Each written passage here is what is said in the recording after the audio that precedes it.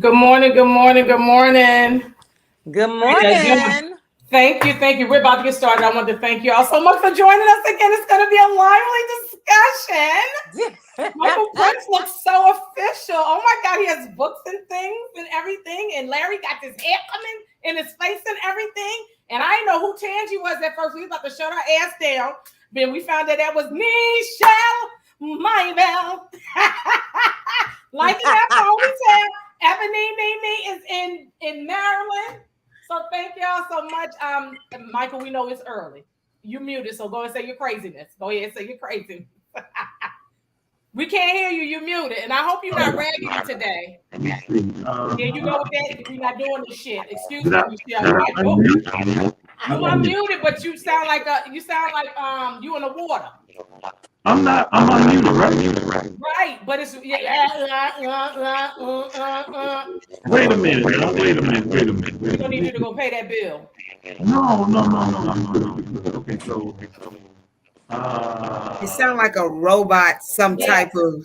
Yes, you sound very robotic. Is that better? Yeah. What happened? What's going on? I had a small piece of cheese over my microphone. You stupid as hell. Look, you should see my face. Look, I was like, is he serious? You should see my face. I'm like, oh my God. So look. I've been up since about 4 o'clock this morning cooking. So I'm up. I don't know about y'all, but I'm up. Okay, we're about to get started. I'm posting the video telling people to join us live. I tagged y'all on everything else. I ain't tagging y'all on this one because I'm trying to hurry up and post it. Okay, so they can see us through YouTube and what else? Queen Aisha YouTube channel, Facebook. I don't know if we're doing IG today. And my Facebook page. Yeah. Okay. Because Celeste is our producer today. Katanya is out, but she said she might peek in. But I don't think I'm had the nerve to do IG. Okay. The nerve. Yeah, oh, no. Meaning that because Katanya was like, Aisha, you can put it up. I'm like, is it gonna be right? So yeah, I actually kind of because I got to go through Yellow Duck. Yeah. So, and we got to add the stream and all that stuff. So that's what the situation is. But let me see. Yeah, I'm scared of IG. I'm scared of IG. You better add it than me.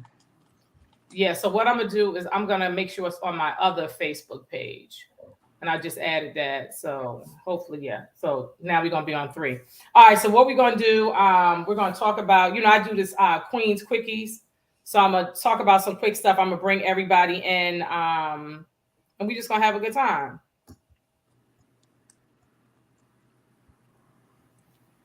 Okay. Okay. All right. So actually, it seems that we are in the broadcast already. And we're going to get started. We're going to welcome my girl, Eboni. I swear she be doing too much. The other day she called me Shorty Boom Boom. So now that's a new name. And you said you liked it. You said you and I love it. She be like, what's up, Shorty Boom Boom? I was like, hey, boo. Yeah. So yes, Shorty Boom Boom, Eboni, my co-author of our book, Dating After Marriage Chronicles, where we talk about our dating experiences after being married. You can get the book on Amazon. Yes, if you want an autographed copy, you're gonna have to come to us individually, and we can get that to you.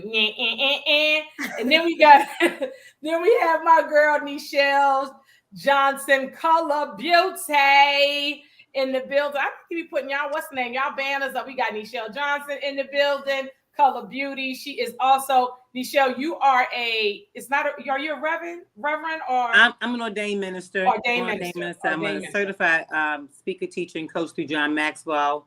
I do it all. Yeah, I got a lot of things going on. I'm also a makeup artist. I'm a business manager for Chanel Cosmetics. So I do a lot of different things. I've been doing a lot of different things. But at the end of the day, I live a balanced life. I know that's right. Yes, ma'am. Yes, Miss Nichelle. Talented and peace and blessings to you. Yes. So me and Nichelle, we do our late night phone calls. We call it before the soldiers jump on our eyelids. And I like Nichelle be dropping so many jewels.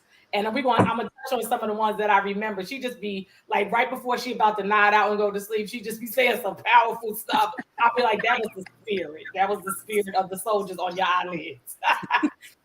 So then we have my boy Larry Parrish. Me and Larry's been knowing each other almost 30 years. Yeah. Almost 30 years. So we actually started out volunteering at the radio station, WKYS 93.9 in Washington, D.C. And Larry was just coming up out of them streets. He was just coming up out of them streets. And Larry is now a deacon. I actually attended his virtual New Year's Eve. Your virtual when you became a deacon. You're celebrating your how much did it cost you for you to become a deacon? Anyway, don't answer. No. Oh, God bless her mind. I attended, and Larry is a good brother, big brother friend. When we used to go to the clubs, and Larry used to say, "Y'all coming to church with me? Y'all coming to me to Jericho?" We would be there, like if not the first row, the second row, nodding out, praising God. Okay, that is true. So thank you, Larry, for joining us. And next, my big brother, Michael Prince, What's up? Who has carried my boot through Asia when I was in my air cast after having ankle surgery. We actually met as comedians attending Laugh-A-Palooza and different comedy conferences right here in Atlanta, Georgia.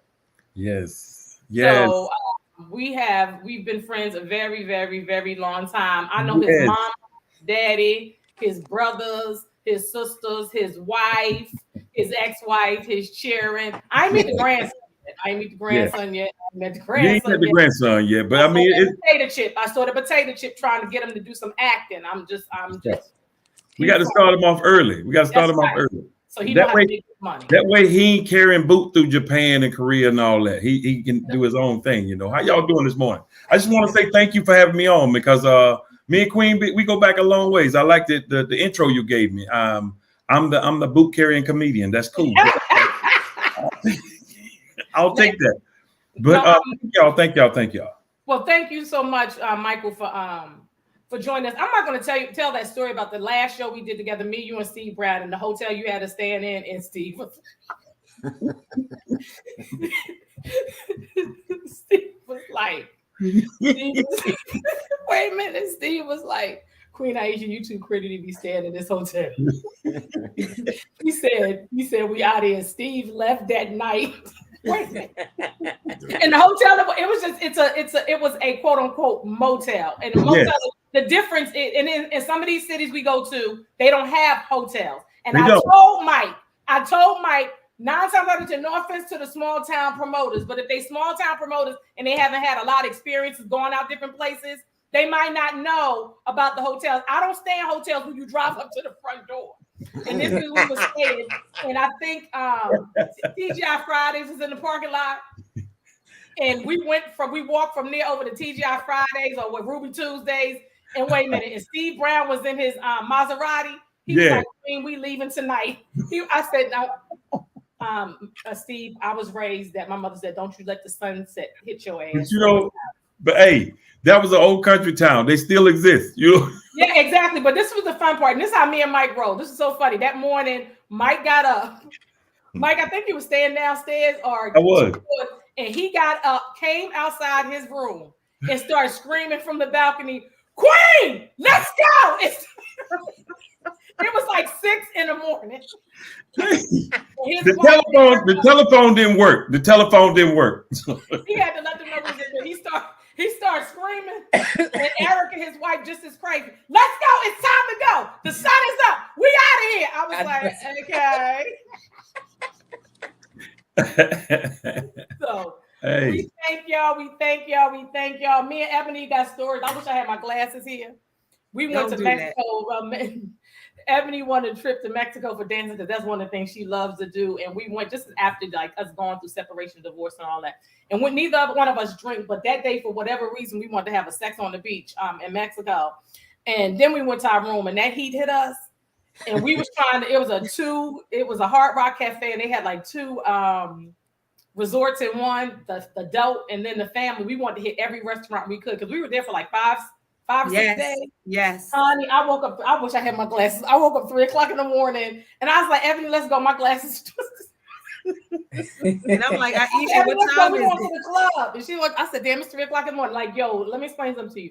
We had everything was included. We had 24-hour room service. And I was ignorant. I was trying to get it all. I was trying to be French, Asian, everything. I was trying to get it. They ain't had no soul food, but we made it work. And when we went to their club, they had the pool inside. Yes. Let them know. They was looking at us like, who them girls?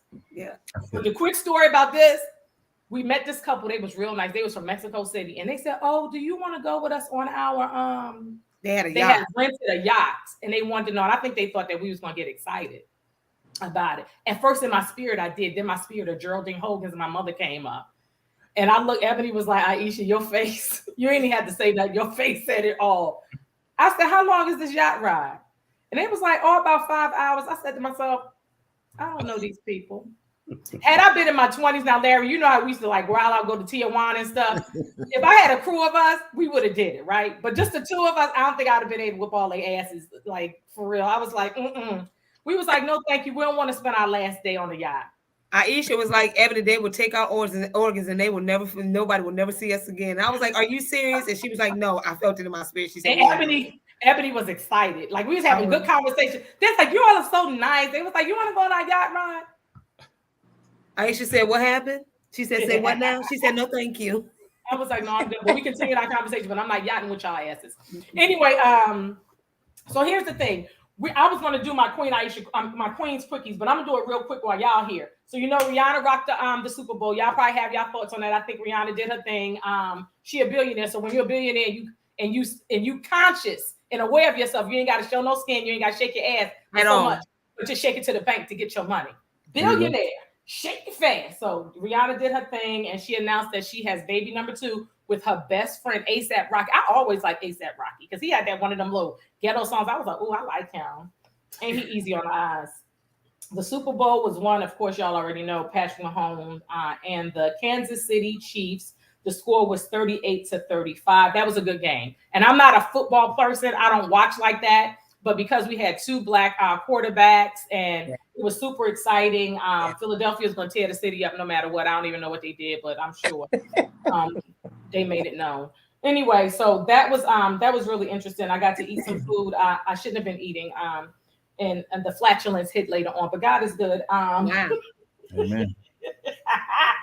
And also, we'll show the promo afterwards. If you all don't know, I appeared on the first season, the groundbreaking season of All the Single Ladies on the OWN network. You can catch it on OWN, On Demand, and also Discovery Plus. And we'll show the promo at the end. The last episode, the final episode, was last night. So if you ain't checked that out, go ahead and check that out. Really great stories about women in dating and relationships and all. So we're going to get started today with part 2 of Dating After Marriage.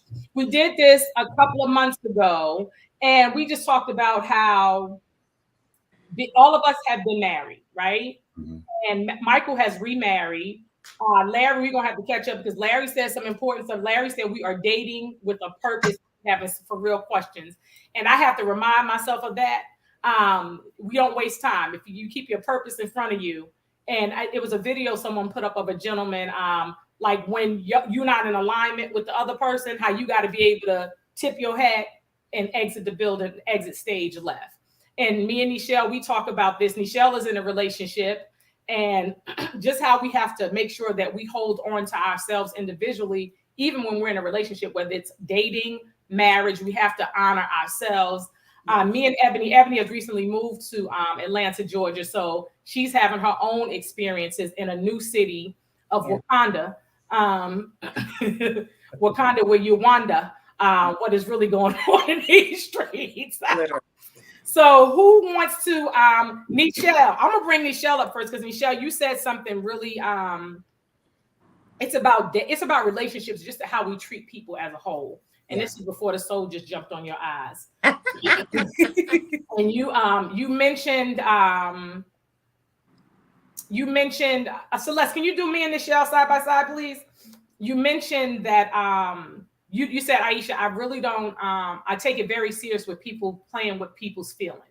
Yeah. You said because some people can't return from that. You said people joke and they play, but some people can't return to that. So share that with us so everybody can hear what you had to say. Yeah, I think that we need to be very mindful. And there's a couple of things I said the last time that I'm going to piggyback on really quick. And because as you are, every day that you live, you're evolving into something else. You're evolving. What you thought and how you thought about something 3 months ago, 6 months ago, before an experience, God has the right, he deserves the right to evolve you into a new thought process about something, because we don't know it all. We only know in part. That's the glory of God, to hide things from us, because we can't handle everything at the same time. But one of the things that's really touching my heart is how we very carelessly, this is why I have a hard time with women, because women are becoming just as guilty of it as men. If you're dating, then just date, but know what the parameters are of your dating of that. If you're in it just to, because we have so many people out here that are narcissists, they're narcissistic. It's just all about them. And I think what happens is when we just carelessly handle each other, it's like, oh, this is something to do until I find something next, or this is just something to do because I'm getting over a situation. So you just this is the holding space. You don't understand that this person, what they went through before they got to you, before you got to them. And this is why we see so many tragedies, so many situations end in tragedies, because that could be the last button off of Bob's coat. That could be the last situation. That could be the last time they say, you know what, this was the one that said it was the ping. It was the pen. It stuck the pen in me. I can't handle another situation. I can't handle anybody else like this. And unfortunately we are thrust into this culture where social media is and I'm really over it. I don't want to preach. I'm not going to preach, but I'm so sick of people not being able to discern fake from what's real. And when you spend so much time absorbing other things other than what God has you doing in your lane, you will take that on. And so what's happening is we're taking on all these different ideologies through social media, through whatever, and then we put this in relationships. And so then when you get to that person, so everybody's taking on something, but nobody has been matured to this particular place, because it is experiences that make you able to qualify for the thing that you want. You're not just going to thrust into something because you think you're supposed to have it. Have you been built up to get it? And have you treated people that way? And let's say you have treated them a certain way, and then let's say you've gotten it back. Well, then what's the test? What's the learning lesson? The learning lesson is that I don't shut down because I got hurt. Mm-hmm. Because vulnerability, there's no way you can get to God without vulnerability. You can't do it. It's impossible. It's impossible. He's vulnerable. That's why he loves us, because he's vulnerable. We're close to his heart. You know, and I said something the last time, and I want to just say this really quick, because as time went on, the Lord said something different to me. You know, I believe I said, I'm not looking for any projects, but here's the thing. You're the biggest project in any relationship that you connect with someone else, because every time you connect, you should be learning another part of yourself, a deeper part of you. You're not dating you. And I think women, we're looking for this perfect idea of a man, and we're missing them every single day because they got to line up. And the thing is, are you lined up? Like wasn't God with you when you was getting yourself together? So why is it that when you get yourself together, you don't have that same level of patience for somebody else? Right. That's a problem. That's spiritual arrogance. I submit to you. It's spiritual arrogance. You better preach this morning. As people of God and saints, what we do is when God get us right, as if we think we've arrived, then we get out, then we act like, oh, well, he this and he that, or she that. No, get yourself together. God waited for you. He waited for you, and he took his time to make you. And so sometimes you may be with somebody who's not right where you are. But if you have to have enough oil on your life, enough fragrance on your life, that it should be able to draw that person to the good part of you. And if not, then you still got work to do. You still got work to do. That is, yes. Thank you, Nichelle. You dropped it. Wait a minute. And Mike was in it. Mike was like, what you want to add, Mike? It's true. I just think what she's saying is, and it makes sense. I mean, I agree with her. And just to echo what she's saying, most people come into relationships with baggage. And what they don't understand is they haven't got themselves completely right. They haven't got themselves completely correct, if I may use a better word. One of the things about going into a relationship, and I know for myself, is that I went through a 19-year marriage and then was divorced. But it allowed me, like I said in the last time we did this, it allowed me to drop all that baggage that was in my left hand and drop all that baggage that was in my right hand, so that I could put both hands around whoever was for me. And that's the key to it. The people don't understand. They think just because you're out here playing games online and texting this person, texting that person, just like women, and just like I say, women may have a man to take them to the movies. They may have another man to take them to dinner. They may have another man who holds them. Men are no different. But the thing about it is, you don't drop all that baggage, you're not going to be able to see someone that's for you. So that's just me.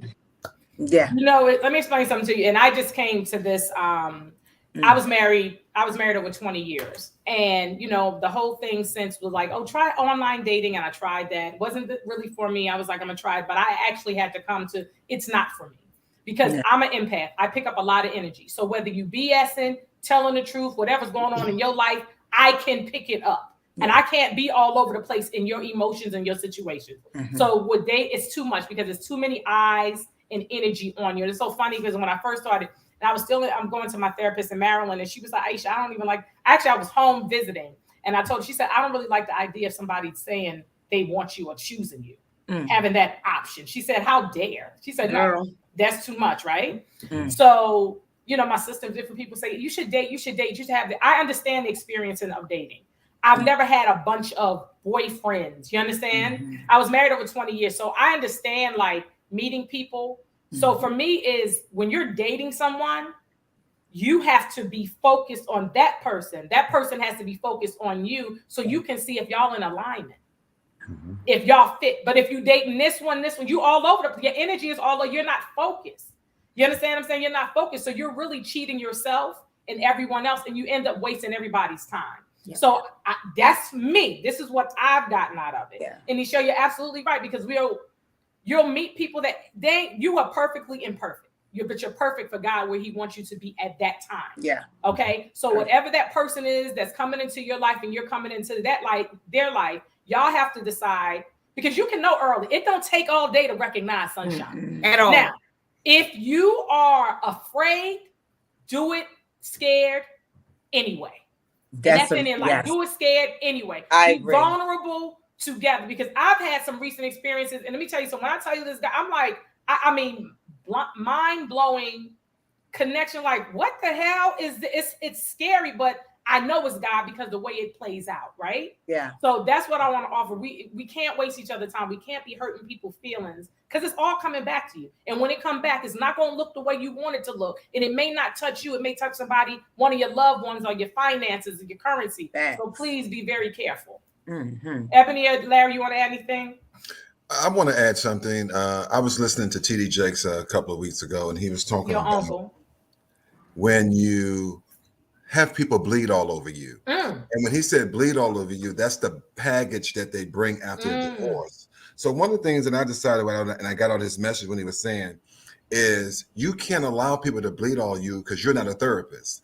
And once you get yourself together, then we can talk. I'm not being mean. I'm just being clear so that we understand where each other are. And that has happened to me in dating where I was allowing people to bleed all over me. And I'm saying, wait a minute now. I just met you and you giving me all this. That's too much for me to handle right now. So that message really helped me. And then he also talked about how, you know, I call you, you don't call me back. I text you, you don't text me back. So now to control my emotions and how I'm feeling, I don't expect you because I can't control if you're going to call me or if you're going to text me. So if I have no expectations of you, then I'm okay. But I'm not going to give nobody that power over me to have that much power over me where it affects my day. It affects me at work. I'm like, dang, I wish she had called me. Dang, I wish she had. And those are those games that people play, men and women. Yeah. Oh, and I want to add this real quick, Ebony. What's the book? 4 Agreements. You have to be impeccable with your words and your speech. Your words and your actions need to be in alignment. And one girl, Katrina, she's a comedian from the show All the Single Ladies. She said, I wish people stop talking and just start doing. Yeah. I wish they stopped talking and be in action. I wanted to add that. Go ahead, Ebony. Yeah. Well, you know, with me, I focus on with the self. So with me being a life coach as well, what I had to go through is what people need to understand. If you have trauma from a childhood, trauma from, and even in adulthood, you take that with you wherever you go. So if you're not a healed person, you're always going to take that into any type of relationship you go in. And people not understanding the trauma that they go through. So my thing is to first focus on self. So when I went through a divorce, I'm single by choice. And I always tell people that people are like, oh, you went through a divorce. Okay, you single. Oh, that's a lot. No, ma'am. No, sir. It's by choice. There's growth that needs to occur. There's growth in alignment that I need to be aligned with the Most High, spiritually, physically, and mentally. Yeah. And I'm there. And I love myself. So my whole thing is that speak life into yourself. Love you first, because then you'll attract that person who respects and honor the love that you have for yourself. Yeah. So that's what I'm on. And I feel that once you become healed, and then when you move forward, you're not going to carry that baggage. And then also you're going to be respectful of self and respectful of the other person. So start with self first, period. Start with yourself and learn and love you and get the healing that's needed. So then you can move forward in abundance and in respect for others. But you know what? I don't think everybody's ready for that. I don't think people are ready for that truth. And you're right. And that's the thing. And that's why we can escape to the social media and everybody else. See, we're all here for one another. But sometimes it's easy to get in somebody else's business, so you ain't got to pay attention to your business. You can give all of the stuff. How many of us really give advice to other people? But do we really take our own advice? Come on now. Now let's be for real about that. Let's talk about that. But you can't give advice from a person that's hurt. A person that's hurt is giving ill advice to me. If a person is hurt that hasn't healed, not necessarily. It depends on the situation. If your person is not healed and then someone come to you, oh, this guy, well, girl, leave him. He ain't no good. Well, you angry, sis. So how you telling someone else to leave and not work something out if you coming from anger? Yeah. Right, and that's why you got to protect who you get your message from. Go ahead, Nichelle. Exactly. I want to say something about that, because I've walked through. I go through very long seasons of self-reflecting and just spending time by myself. But this is what I learned. This is the single thing I learned. Yes, you will be healed and it will feel like you are good because you're by yourself.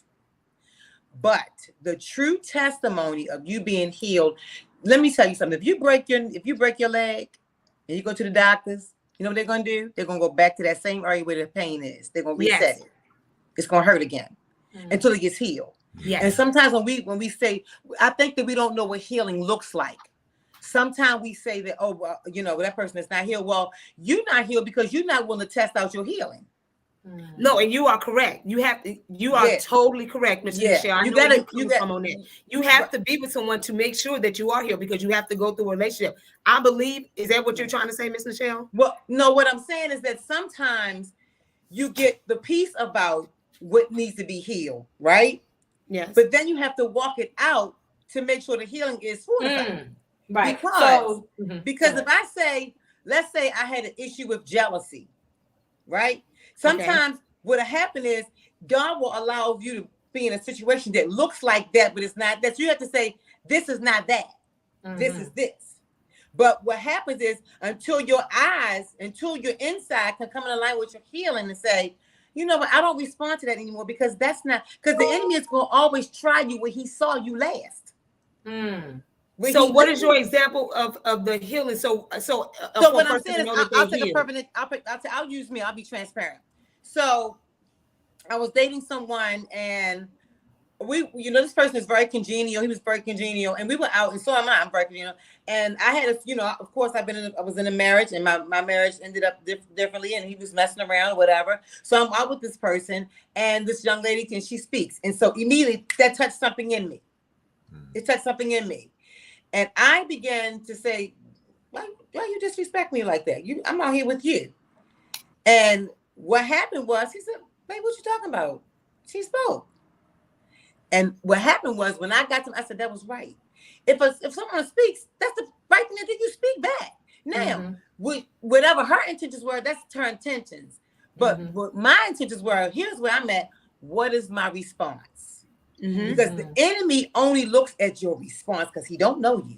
He knows you based on how you responded to situations in the past. So how you change the narrative outside and in, it's an inside outward job. Now I got to change my response from the inside so that my outside can line up too. Because I got to be tried in it for it to be fortified. I got to be tried. I'm gonna tell you something. Don't pray with me. Don't even pray for me if you ain't been tried. If you ain't messed up and been delivered, don't come to me. Right. My anointing don't work like that, because I'm gonna call you out.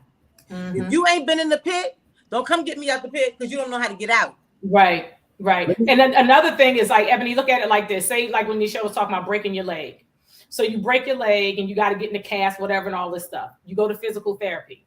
Now they're little giving you baby steps to walking, right? They put you on crutches, maybe a cane. Some people may need a walker. Now they're like, okay, it's been time. We need you to walk without no support. So that's meaning the trial. When you look at a baby, they start crawling, they fall, they start walking, they fall, then they're walking, right? Okay. So that's what she's saying as far as, I've been healed. Okay, God, I got the message. But now you in life. It's like when you're in school, they're giving you all the information. Now you got to take the test. Right. Now you're taking the test. What you going to get, 100? You're going to get 90? You're going to get 70? You're going to get 50? What are you going to get? Because have you really gotten the message in the healing? And the other thing is, we're going to be tested again in life, but it's going to be different levels. So today you good, but then something else going to come up. It's going to look like something else because it's another degree. That's right. Isn't that the point of dating? And isn't that the point of healing? Isn't that the point of going through these things? So I understand where Nichelle is coming from. So are you saying that I can't say that I'm healed because I truly divinely feel that I'm healed? No. Okay. I'm gonna pivot because we can stay on hurt and healing for a long time. I'm gonna pivot for a minute, okay? I'm gonna pivot for a minute because I feel like we can stay on this for 30 minutes, but you all got to kind of understand. You're talking from a woman's hurt. Right. I need to bring in a man's perspective on this. Go ahead, Mike. Thank you. Men tend to, and let me just explain to you, okay? Men tend to change and cherish. Those are the two words that men struggle with. They look at change, and even in our world today, dating 10 years is not like dating right now because you're dating apps. You're dating social media. You're dating this thing right here. You find yourself focused on 3 different things. The thing that I want to bring about right now is you got to cherish yourself first. You got to cherish and know that you are a worthy person for anyone. The thing about this is let go of the hurt because you've been through that part of the relationship. You got to start to cherish yourself. And the second thing from a man's perspective, he got to learn to cherish the woman. Yeah. This is a big change for a man because any single man has always been cherishing themselves. So you got to look at two people cherishing themselves and then starting to cherish one another. Exactly. The thing that we have to understand right now is in life, in love, in relationships, in marriage, if you're not cherishing the other person, let's just say kids are involved.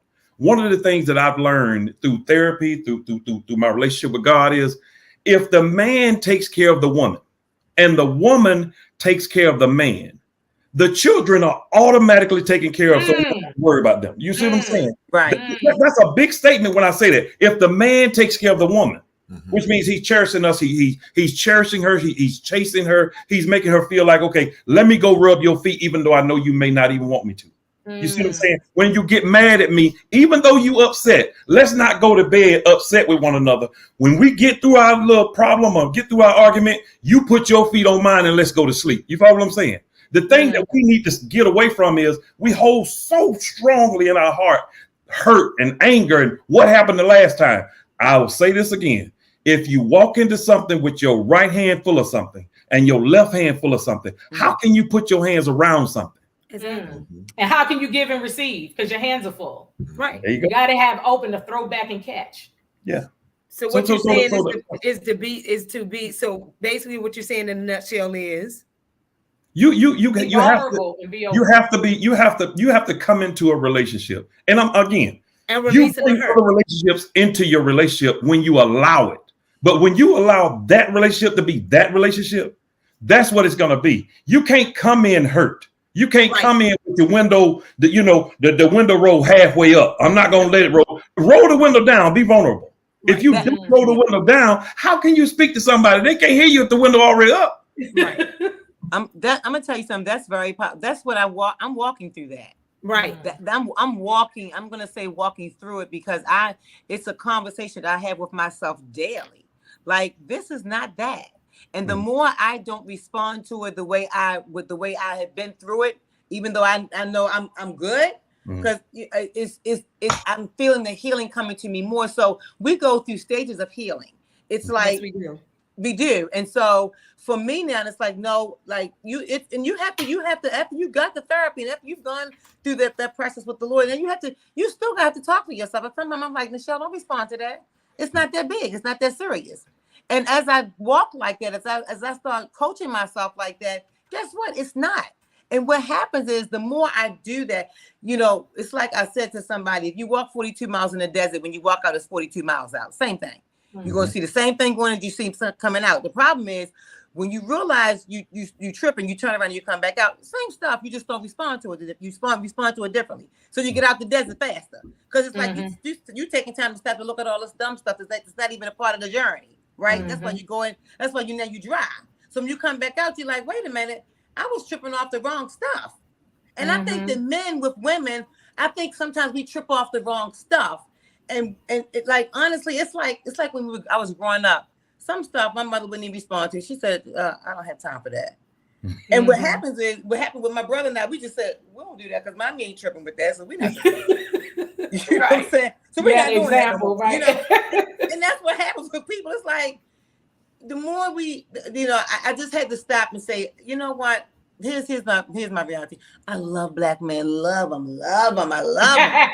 And I love being married. I love it. But I love dating. And so when it's no longer, and I'm not putting the pressure on myself to be, I do know what I want my end to be, but if it's not with this situation, I'm okay because I've now opened myself up to the possibility of that. I'm not going to not date because I like going out to dinner. I like putting on red lipstick. I like putting on black heels.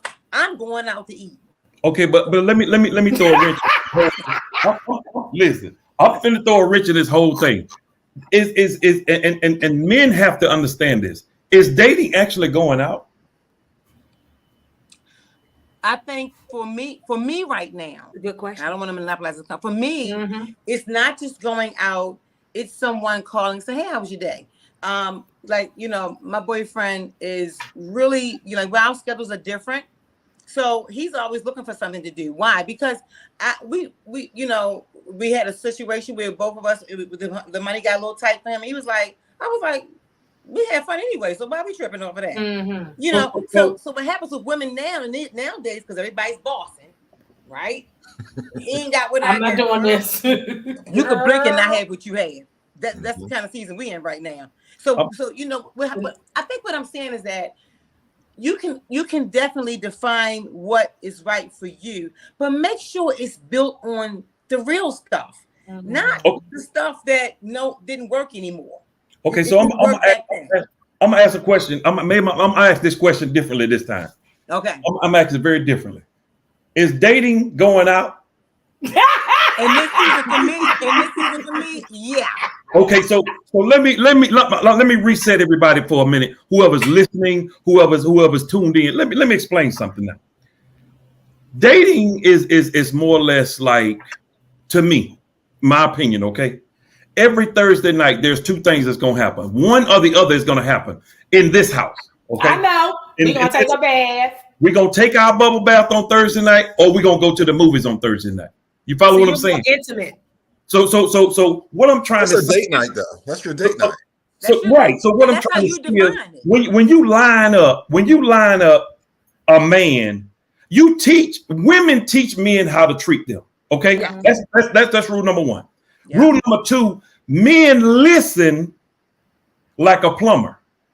Okay, which means that there's a pipe broken, we're gonna go fix it. You follow what I'm saying? We don't automatically know what you're thinking, but if it's a pipe that's leaking, we're gonna go fix it. If it's a doorknob that came off, we're gonna go fix it. You see what I'm saying? We're gonna compliment you when you allow us to.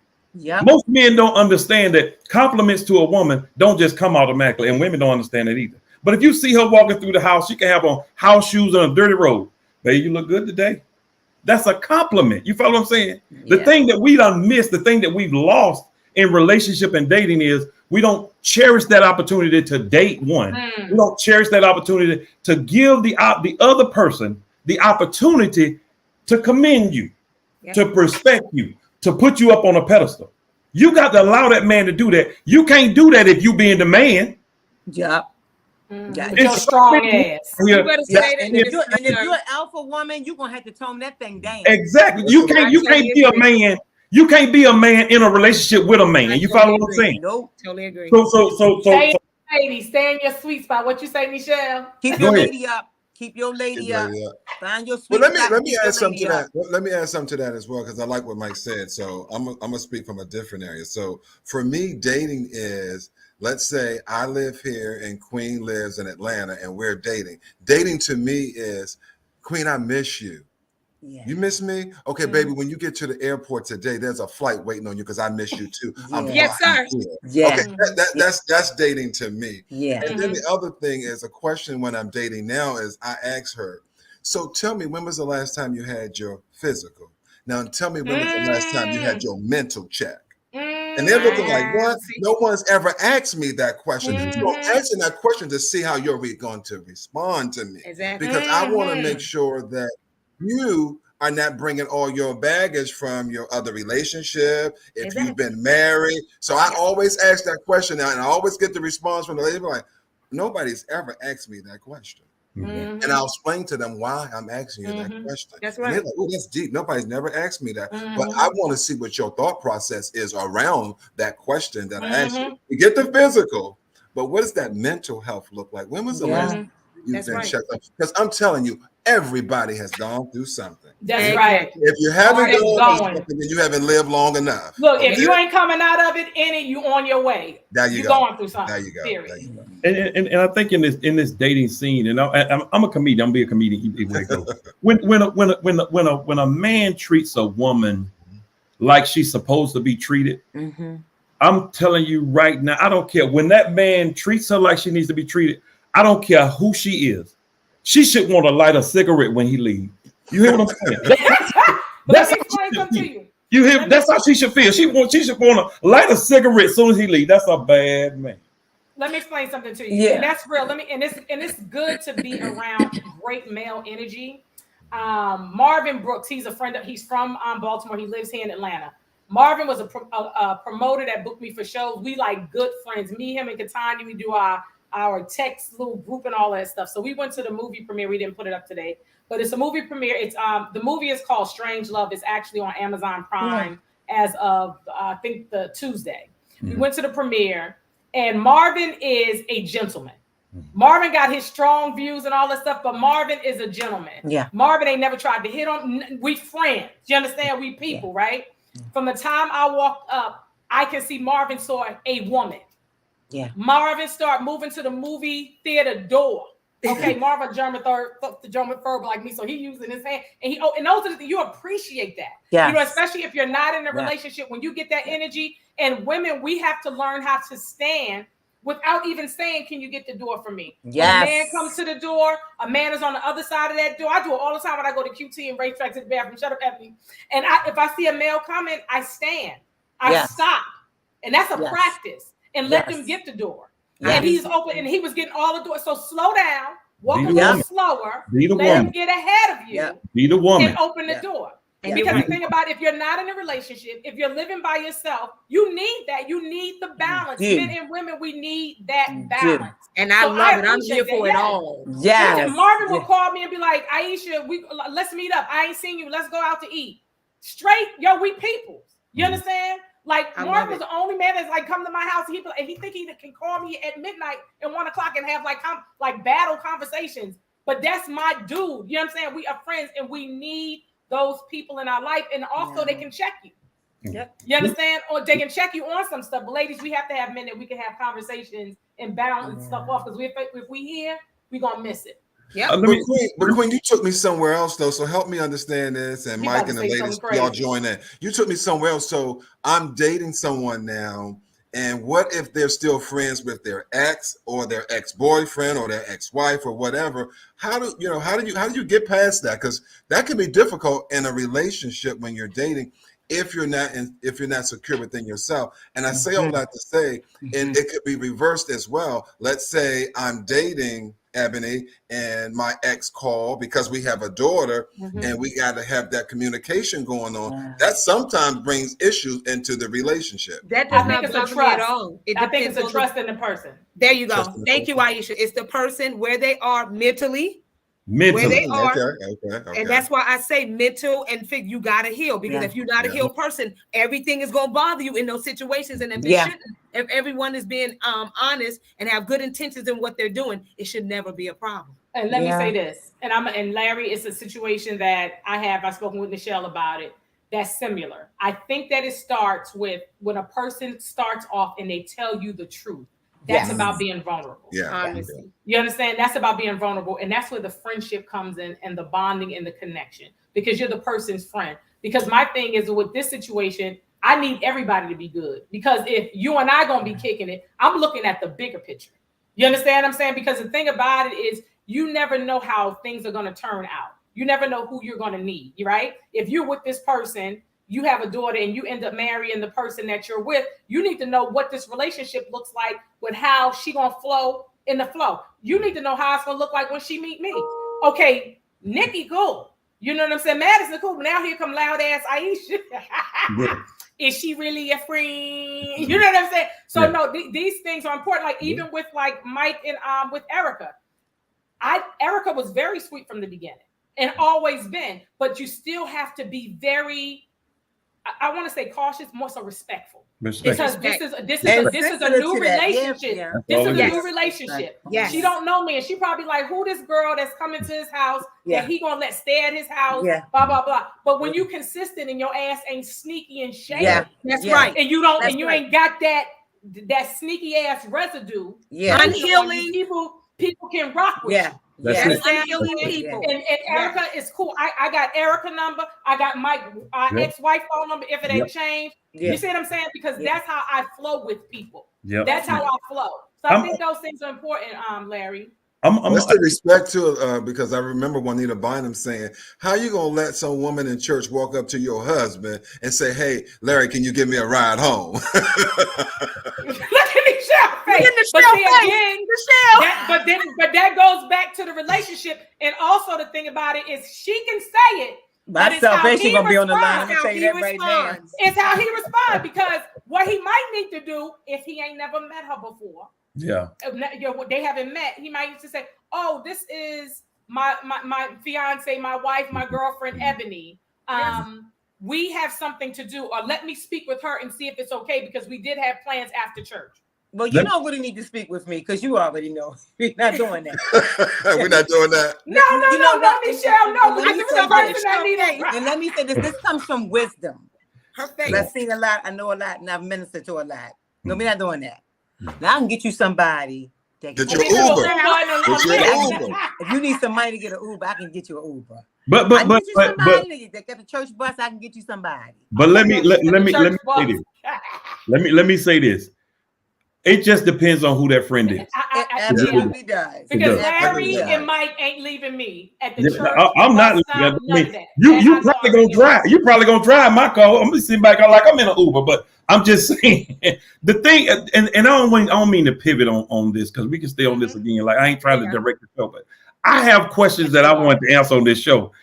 I have friends, male and female, and one of the things is when they're in a relationship is they want to know, okay, I need my me time. How is that explained? How is that in a relationship explained? I still need my me time. You can go. You can come back 2-3 hours, but I need my me time. Me and the girls need to go somewhere, but I need my me time. Y'all got to explain to me, and you need to probably get this prepared because most men don't really understand what the hell is me time. Because I thought me time is me and you time. So hold on. Now, Larry, I want you to say what you got to say, and then the lady's going to respond. Go ahead, Larry. Go ahead. As a man, go ahead. Okay, so for me time, for me and my male friends is Monday, we're going to play golf, going to Delaware, or we're going to hang out and we're going to go get drinks after work or something like that. So that's part of the me time. But then the me time also is where you just take that time and I may be just sitting down meditating, getting my thoughts together, letting God download in my head what the next steps are for me and whoever I'm dating. And my daughter's getting ready to go off to college. So sometimes that me time is just my fellowship alone with God. It ain't got to be in a crowd, ain't got to be with no one. It's just me and God. Now, I can't speak from the perspective of a woman, but I can speak from a perspective of a man and some of my male friends and how we talk about our me time.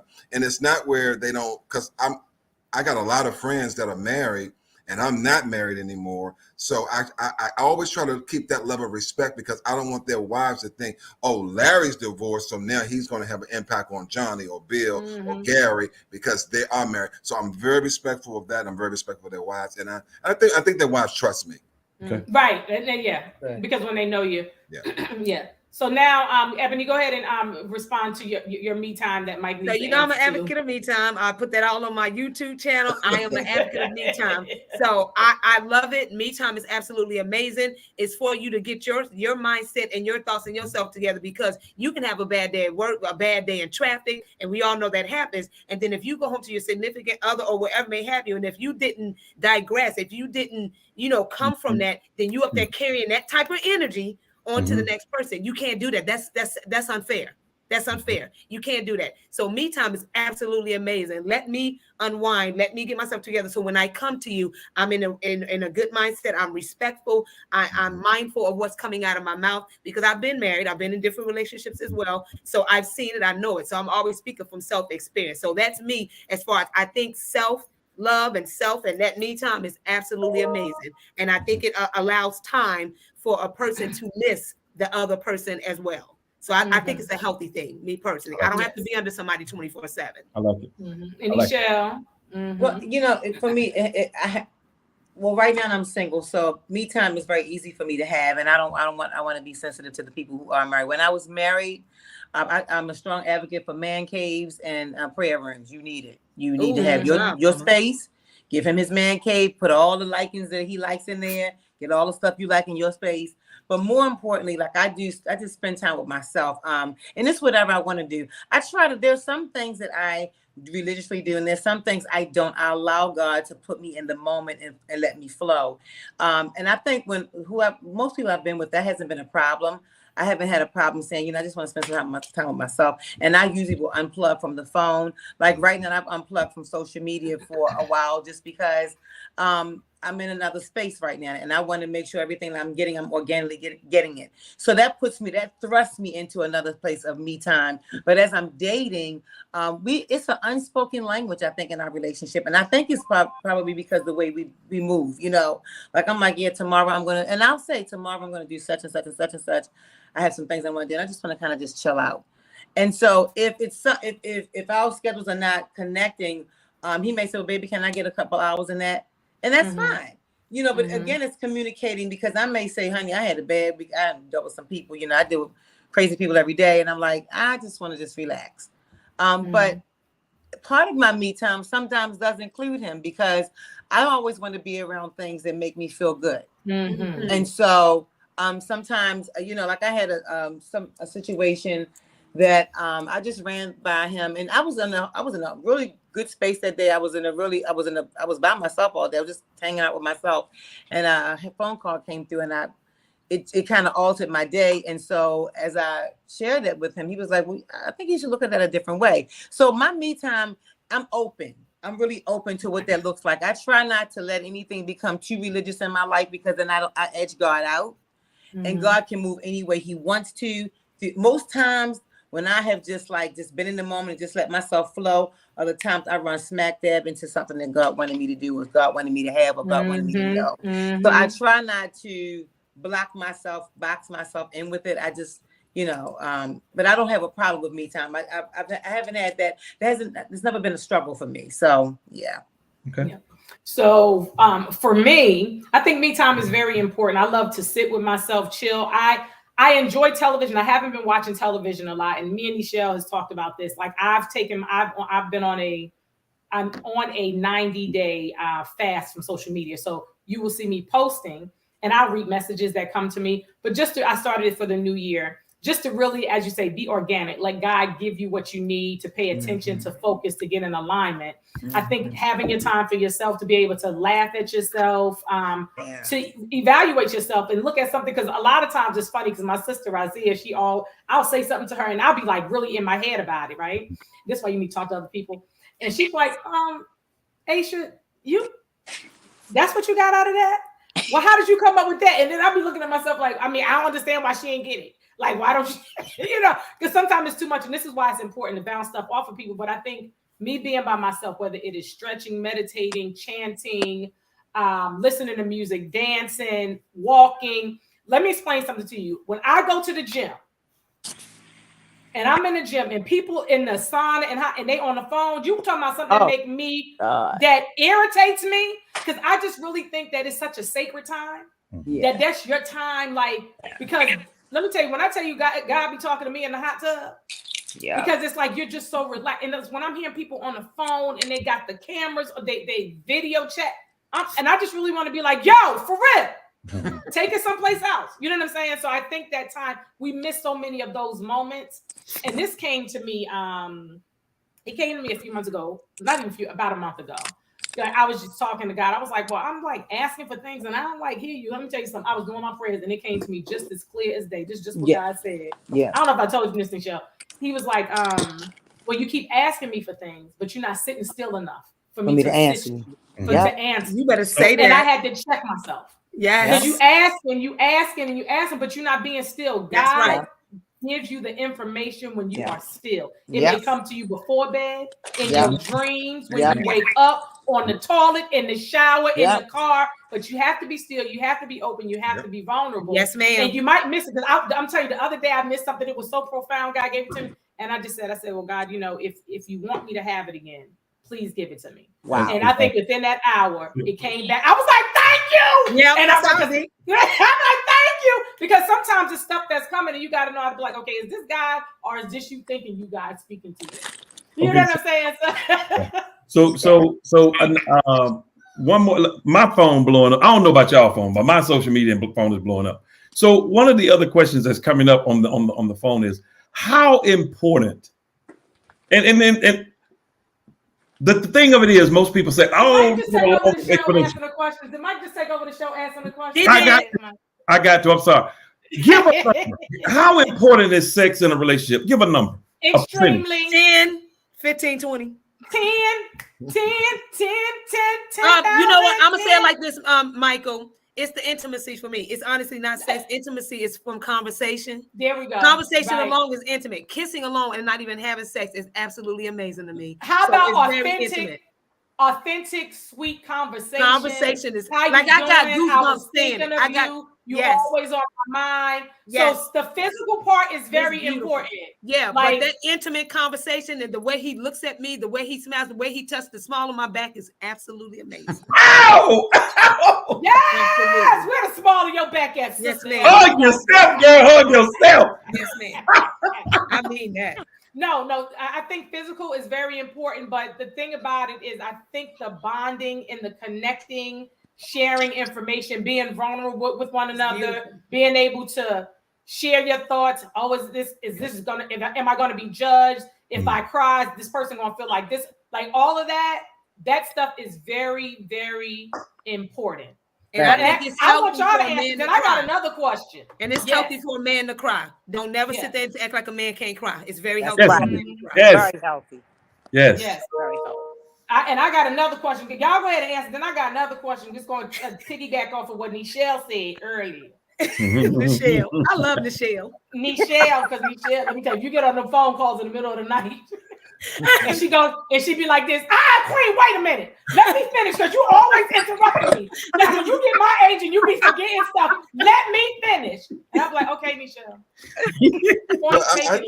I think that's really, I think what Mike said is a really good question, because if it's all about the sex and the sex is over, then that's all you have. You have that's all you have. What happened to the conversation? What happened to the hand in the small of your back? What happened to rubbing my feet when you don't need you? I ain't asking. Yeah, that's all included, you know. So, or walking and holding hands. There you go. There you go.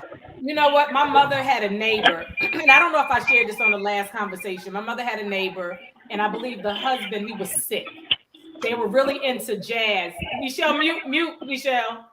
Yeah, they were really into jazz, but because he was sick, they weren't able to be physically intimate, right? Okay. But they would sit and listen to jazz. This was in the 90s. They would sit and listen to jazz side by side, holding hands. Wow. And that was their time together. I love it. And my mother, when her neighbor friend shared that with, and my mom told me, and I was like, I was in my 20s then. And I was like, then at 20, I was like, that is so beautiful. You know what I'm saying? That is just so beautiful. Sometimes just sitting in the room and just being quiet and being still and just. Girl, eye contact alone is sexual intimacy. I'm telling you, sis. Yes, if y'all on that energy, that vibrancy, that frequency you get. Girl, I can't even tell you about my recent girl. That's what I say. So when like Nichelle, physical, it's either Queen Aisha or Nichelle. One of y'all said when you're aligned with that other person, you don't even gotta say no words. They can look at you and be like, "Yo, let's get it." Like that's how good. But it is. Not even that. Not even it's a connection. Like y'all ain't even got to be in the same room. Oh yeah, y'all can call each other and be like, "Yo, I just felt." Yeah, I'd be like, "What in the world?" And that's why I'd be like, "Okay, God doing something different to me right now with this situation." So. Yeah. But this is what I was going to ask. Nichelle mentioned this. She talked about her guy and something about money got tight. How important is it for a man to have money? And how important is it for a woman to have money? I think, and this is the thing about relationships. And I want to go first on this one because I want to get mine out the way. The man and the woman should be looking at what am I bringing to the table to this relationship?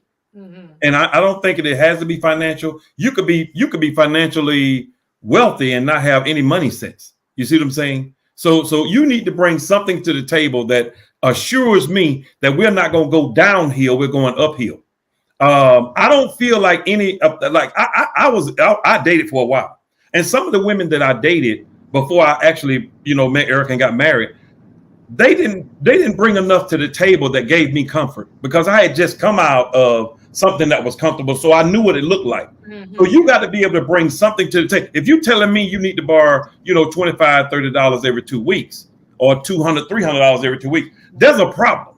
That is a You see what I'm saying? But if I'm the man, being the man always thinks that he got to take care of the woman. But the man has to be smart about the woman that he's taking care of. Because if you're taking care of the woman before y'all even get serious, you're going to be doing even more when you all get real serious. That's just my point. And Larry, you wanted to add? Sure, I'll add it now. So to me, I put money on three things: your time, your talent, and your treasure. So if you can give, you may not be able to give the money in the relationship, but you may have the talent in the relationship. So there's a value that you can put on that as well. And I think for me, I remember when I first got married, I was making like maybe 40,000 and my ex was making 80,000. But when the marriage ended, I think they was making 100,000. I was making 400,000. So you know, and what you build together, it's your wealth. You know your work. You build it together. So I like the time, the talent, and the treasure because you can put a value on all of that. Right. I agree. So, and how important? So, because a lot of times you have women that think the man got to do this, the man got to do that, he got to have this, he got to have it. Now, my take on it is, I believe that if a person is able to provide for themselves first, because it is not my responsibility or your responsibility to take care of me. Now, if we are friends or something like that, and we have, you know, we have needs and different things, that's fine. But I think that you have to be self-sufficient. Now, we go through our ebbs and flows with money, spirituality, all types of things. So if you have someone that's there that can do it, that's fine. I just happen to have a lot of friends that got money. So I'll make a phone call if I need to. No, but so how important is that to you? Am all? I still muted? No, we can hear you, Nichelle. Oh, so when I say the money is tight, I mean, you know, sometimes something comes up and you can't flow this month like I could flow last month. It's okay. Right. You can't make it catastrophic because let me tell you something. Right. You're gonna be tried in something. February is a short month. Let me tell you something. If that money gets too close to you, oh God know how to. Let me tell you something. God know how to. He knows how to trouble the waters because he knows what we deem to be more, to be great. And so you have to make sure. That's why it is so important, and specifically with men. You gotta get that relationship with God with their money right, because if God, I know people. I have a dear friend who was making a lot of money. I mean, lot. We have about $1 million business. Okay, he went through something. He got sick. Some other things happened. It was a series of success. The prevent that happened in his life. He did going to be. What you gonna do with that? So you mean to tell me? We do with that. Nichelle, you going in and out, sweetie. She's in a bad area. I'm sorry. We're getting every other word. I'm sorry. You good now? No, she's not. I'm good now. So. No, you going in and out. Okay, I got all this terrain around me. Okay. So real quick, while she's getting into a good area, is she okay? Go ahead, Ebony. Go ahead. So just real quick, I believe that when people are together, I feel that both of them need to be educated financially, because if I'm married or in a relationship and something happens to my husband, I got to be able to carry that and keep moving, because at the end of the day, kids got to eat, bills got to get paid, that house got to get paid. And if something happens to me, then he got to be able to do the same thing. I have a family member now to where they was married. The wife took care of everything. You know, she passed away. He knows nothing. Nothing. Because she did everything. And so I just feel that's an imbalance. You can't do that. So you got to be able to let her in, even if you're paying all the bills or whoever, let them in and let them know this is what's what. This is how I got it filed. Right. This is where you go to get it if something happens. Right. Here go the insurances. Here go the money. Boom, boom, boom. Because whenever one person don't know nothing, then all that work you did is going to go in vain, because now that's a mess. So everybody need to be educated. Right. There you go. Absolutely. You gotta have money sense. You gotta have money sense from the perspective of, I'm not asking you to be rich, but have money sense. Have the opportunity to better our credit. Don't worsen our credit, because most people are built on credit. We both in the apartment trying to get a house, and we can't. You know what I'm saying? I ain't trying to say it's you, but it ain't. So no, I've been there. That's what I'm saying. Larry Michael make me sick. I'm serious, but because I've been in a relationship where it was time to make a decision. Hey, look, we pay an apartment. Let's get a house, and we go to get the house, and we can't get the house because of somebody. It ain't me though. It ain't me. He said because of somebody. It's somebody. You know, I want to be in that position. You go to the grocery store and you looking at your purse. I'm looking at your purse. Ain't nothing coming out your purse. And I know you got some money in your purse. We supposed to have money, but I got to pull out my wallet because your purse ain't working. You follow what I'm saying? Not your purse not working. Your purse if you don't do that on stage, your purse not working. Girl, if I could mute his mic, I would. I cannot believe him. It's also, I think it's about in a relationship. This is where we nurture one another. So, for instance, Mike and Nichelle, Larry and Nichelle, y'all have financial backgrounds. So if you meet someone that isn't as savvy as you, they don't need to be as savvy as you both, but they need to have, like you said, money sense. That's where the nurturing and the bonding and the building comes in. Baby, I want to educate you on this because some people may not know those things, and I think those things are very imperative too. Because like you said, you have so many people, especially like our parents' generation, of like if those that are still living, if they haven't been educated on these things about life insurance, where the money is, how to get to it, it's like it's detrimental. They are lost. And then if they have someone comes in to help them that are not their intentions arenn't good, now they even set up even more. Yep. So I think those things, just the time that we're in, is very important. I agree. So that was good. That was very. I wanted. Let me know if I'm going in and out. I'll shut up if I'm You're not. good, baby. So when I got married, when I was dating my ex-husband, he was in bankruptcy from a bad marriage, right? And because I was in finance, I understand money money has a soul. Let me say that money got a soul. It's gonna be respected if you respect. It's gonna respect you if you respect it. It's got a soul. So what happened was I said, well, you know what? I can show you how to get out of this debt. If you do what I tell you to do, you'll be out in 6 months. He was out in 3.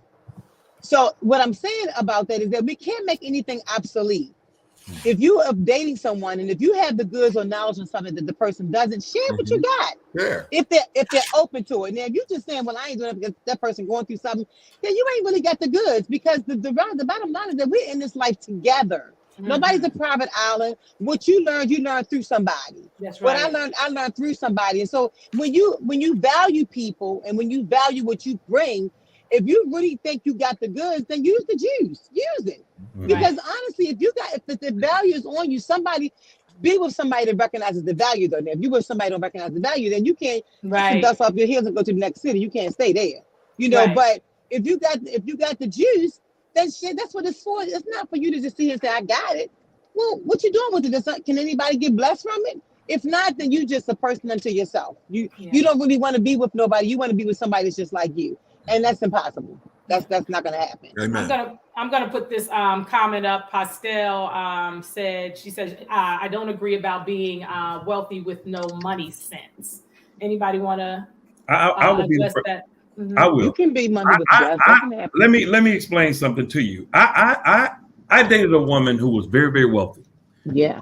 But she showed herself as being very nonsense about money.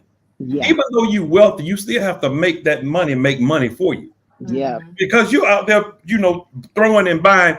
A big turnoff to me is for you to throw things at me that I don't really want. You follow what I'm saying? So the thing that when I say you're wealthy but don't have any money sense, money does not make love. It don't. They're not even in the same realm. Love is 4 letters, money is 5. You follow what I'm saying? They ain't in the same box. You follow what I'm saying? So we got to really figure out, okay, in my opinion, if a person or a woman or man has a lot of money but don't have money sense, you do not have time for me. And I only say that because we're not going to sit here and talk about how much money you got. We're not going to talk about what you can go buy. That is the biggest turn off to any relationship. It's so shallow. Oh, God, that's what I mean when I say that. I ain't impressed. You want to. There are so many people that are rich out here and they are depressed. You follow me? Yeah. I'm not going to preach the gospel because I got to go and get this thing out the toaster here. But I'm just telling you, there's a few things that people, if I get started, y'all gonna have to mute me. So I'm gonna go on and stop because that's one of them subjects that we need to go on and pivot and go somewhere. Another part 3. Yes. Part 3. So, I agree. If you see, I know we're gonna have to do a part 3 for real. But can I just say something? This is juicy though. This is a quarterly. Can I say something? May I please? When I got married, when we went to buy a house, and this is when, and this is how you deal with real situations. my ex-husband and I discussed, okay, are we going to buy this house on your salary, my salary, or both our salaries? We bought the house on his salary because the discussion was we was going to get it on his salary because, again, which somebody just said earlier, I think it was, I'm not sure who said it, but you got to make sure if something happens, somebody can catch the other because life is going to freaking happen. Yep. It's going to happen. Yep. It don't have to ask you because it's life. It doesn't get your permission for that.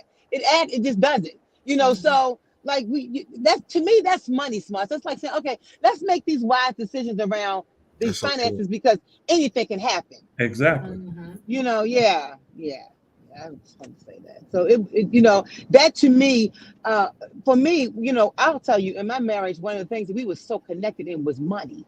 And I learned something about God through that too, because I'm telling you, y'all get that money piece together. You know, if you get that money piece together, if you on the same with black people, I find that black people, they mostly break up because of infidelity. White folks break up because money ain't right.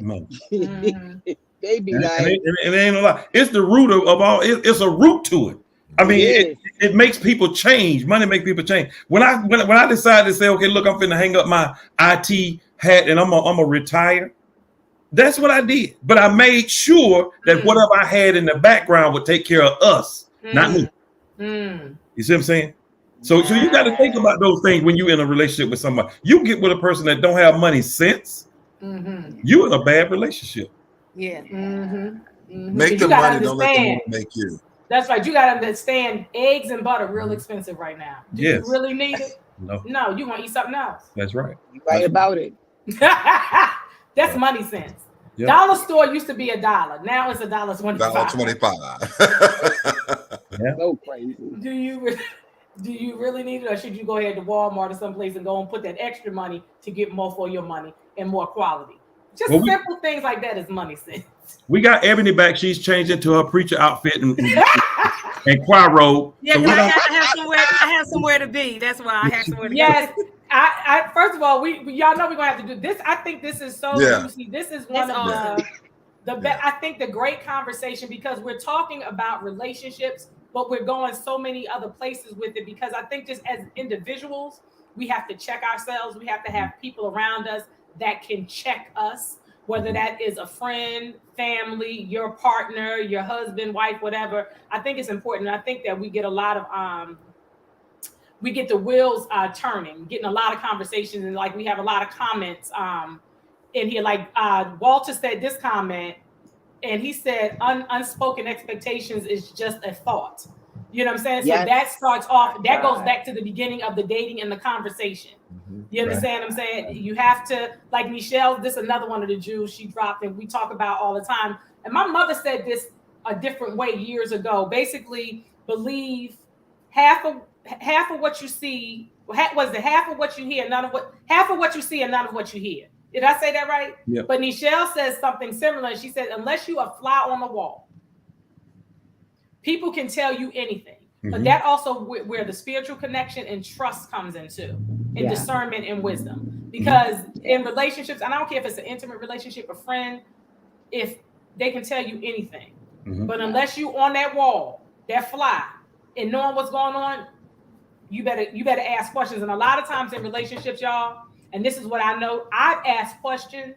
I never forget this one guy I met some years ago. He was like, you asked a lot of questions. And I really believe it wasn't a diss to him or anybody else. A lot of people don't be asking questions. I want to, and it's not a no, it's just, I need to know how this person flow, and you can ask me questions. Now, it's a boundary, because that sometimes you ain't got to give everybody everything in the beginning, but we need to ask these questions because we need to know, do we align? Because it might be somebody in your life that's just supposed to be a friend and y'all not supposed to go no further than that. And then there may be somebody where you might just be like, nah, we good, we just passing through. Yeah. And this and the questions, right and the questions change. Let me tell you something. In this culture, let me tell you something. When I met my ex-husband, you know what I said to him? I said, do you like men? Have you been with a man? Did you was it willing to we're going through the whole thing. No, I was like, you like men and women, you like men, what do you like? Is it sexual appetite? No, you're going there. No, you have to go there. What I'm not gonna do is I'm not gonna put my salvation and my freedom on the line If I walk up on something, I ain't doing that. I know myself. I'm not doing that. No. So that's the culture that we in. No, for real. No, let me explain something to you. My girlfriend called Laura said this. We had conversations. She was like, Aisha, you know, you can't ask people now, oh, are you gay? Because men that's been with men don't see themselves as being gay. So you have to be straight and say, have you been with a man? Yes. No, and it's not a thing, not knocking anybody. Wait. You have to have these conversations. Because for some people, it doesn't matter. Some people, like, I'm like, I don't know. Well, what if we ask that same conversation to you? Have you been with a woman? Ask me. Let's get this Okay. I need to know, do you perch your ass up in the air like I might perch? Oh, wow. Oh, my God. I'm about to go on that note, Aisha. Yeah, I got another meeting, Queen. No, I need to know these things. Wait a minute. Before we go. Okay. When do you ask that question? In the beginning, middle, or at the end? When? Well, I'm going to be honest with you. Pastel said same time at the credit. Ask it all. My second date with my ex-husband, I asked him, I said, I asked you some things. I said, you know, what do you like? Do you like men and women? Do you like men? Do you like women who used to be men? You know, I'm covering the whole thing. And he looked at me, he said to me, you know, if I wasn't comfortable with myself, I would be very offended about this conversation. I said, well, I'm glad you're comfortable. Can you answer the question? Because I don't, you know, because at the end of the day, it needs to be asked. But I think it's a better way to ask. It needs to be asked, but it's probably a better way to ask. Because I'm a man. I'm just gonna be straight up. And if a man say he a man, I know. Listen, my ass is for out. You holler what I'm saying? Only. So I don't even know what to say if somebody asks me a question like that, because I know what I like. But it's the bottom line is, I'm into women. I'm into women. That's it. Listen, we're just dating. I'm not a mind reader, and I'm not going. You got a lot of good actors out here and actresses. I'm not even putting no, because here's what I do. You know why I asked the question? There ain't really no better way to ask the question. Come on now. We got how many alphabets we got? I mean, we own enough to say what we want to say. Okay. Right. So here's the thing. What I do is I ask the question, and if you tell me something other than what the truth is, then I'm giving it to God, because now God is in love with truth. We know that, right? So I say, okay, God, protect me, because I don't know if this is right or not. Protect me. You see now, that? God is obligated. He's obligated to protect me because I put it out there. You see that question on the screen, right? You see that question on the screen. Yeah. What's the question? I'm thinking that's the one that he was offended that I asked if he's ever been with a man. Right. Why he offended? I don't know why. I wouldn't ever be offended. Women have to protect themselves. Yeah, women got to protect themselves. You see what I'm saying? I wouldn't be offended. I would laugh my ass off. I'm not gonna lie to you, but I'm gonna be straight up. No. I mean, and if y'all get in the shower and he let you wipe his ass with the shower, he's something wrong with it. Something wrong with it. Well, I think it's an honest question that can be asked though, but I would ask on a second or third date. I'm like, what is your sexual preference? Like, what is your sexual preference? Yeah. I like that. Your sexual preference. I agree. But and hot that you can ask that, but it can be. They can talk around it. So now, but you can elaborate on what you're looking for. You can elaborate on what you want your response to be, or the question that you're really trying to ask that individual. Okay, but as a man, would you be offended, Larry? I wouldn't be offended. Okay. Good. No, I don't. Do you think that a man is shallow if he is offended? Do you think he's shallow? I think something is there if he's really truly offended. Or it could be someone. Wait a minute. It could be someone, because when you ask that question, you also got to think about that mental. It could be someone who was molested. True. But when you ask that question, you got to make sure you're ready for the response. That's good. You got to make sure you're ready for the response. See, this is part 3. See, this is part 3. This part 3 right Aisha, here. part 3, please. Yes. Yeah. So first of all, I want to thank all of my guests, my friends, Eboni, Nichelle, aka Color Beauty, Larry Parrish, Michael Prince. Erica did not make a guest appearance today. Tell her I said, what's up, Ika? Will do. Yes. So thank you all so much. Thank you to everyone in the chat that came through, that's watching live. We appreciate you. Again, we're going to have a part 3, because I think this information is so imperative. Very. I think it's so important that we have these discussions and we're not demonizing one another, tearing one another down. Opinions, right? I love it. Absolutely. I think. And let's not wait so long this time. I mean, you know what? First of all, Mike, what I'm gonna do the next time we just gonna come up and I'm gonna let you go ahead and I'm gonna let you go ahead and host. Let him be the moderator. Let him moderate. You know, since he like my phone blowing up and people want to know. And we welcome all of the questions. Y'all go to YouTube. If y'all know y'all people missed it, go to YouTube, Queen Aisha. Y'all can watch it there. Put your comments up. We'll get together on a date. And first of all, when I told him we having a part 2, everybody was like, yes. So thank you. Nichelle is on her way to take care of her business. Ebony Powell take care of her business. Larry gonna act like he gonna take care of some business. I'm gonna act like I got some business to take care of. And Mike gonna go get them ribs out the oven. I got to go barbecue. Follow all of them on their social media platforms. Peace and blessings. I love you. Love you. Thank you so much for inviting me. Thank you. Love you so much. Thank you. Thank you, everyone. Thank you so much again. Have a wonderful day. Thank you, everyone, for watching. This has been another dope episode of I Know Dope People. I am Queen Aisha. Thank you for my super duper producer, Miss Curvy Queen Celeste Dent, that is sitting in for Katanya. They both produced the show, but Katanya had to do some stuff with her daughter Gabby today. She's an athlete. So we thank you so much. As promised, we're going to show you the video, the trailer of all the single ladies. The final and last episode aired on yesterday on the OWN network. You can also catch it on Discovery Plus as well as on demand. I am on the 5th episode. It's called Raised by Religion. So check out the trailer. Peace and blessings.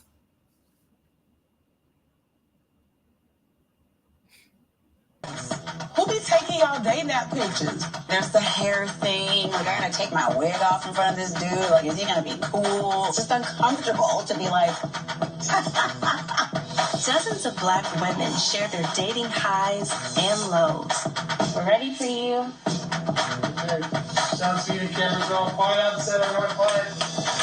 I'm here for a mission. Mission!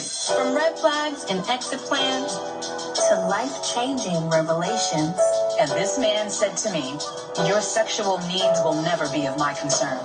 Did you feel it? To happily ever afters. He opened that box and I saw my ring. It was everything that I wanted it to be. It was perfect. So pour a glass of wine. We're going to talk about love. Y'all need to cartwheel your asses to the couch.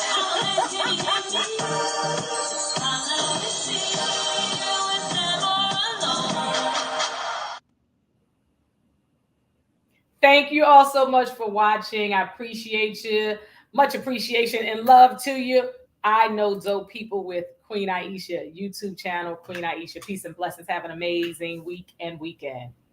Thank you, Celeste. Thank you, Couture.